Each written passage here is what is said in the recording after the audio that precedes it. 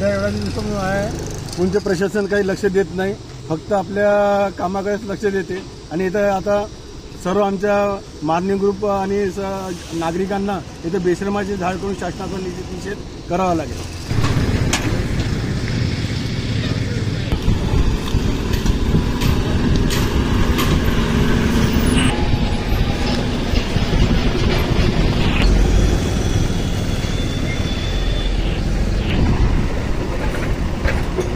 नमस्कार, मी गौरव गोपीचंद शामकुले. आता सध्या आपण मूळच्या रेल्वे गेटवरती आहे.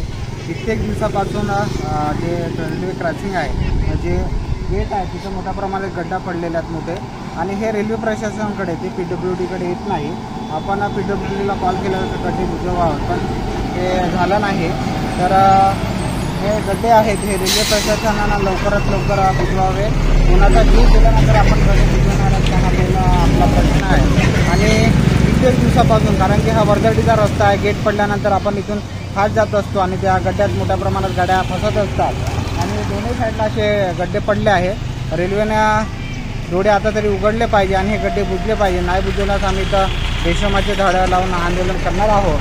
आणि लवकरात लवकर मूळच्या प्रशासनाची दखल घ्यावी अशी आपण नम्र विनंती करतो. पुढे चालला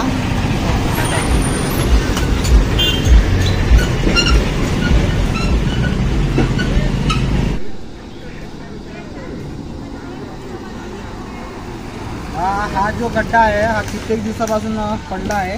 म्हणजे इथं कोणीतरी जीव जाईल तेव्हाच आपण हा गड्डा बुजवणार, प्रशासन बुजवणार आहे.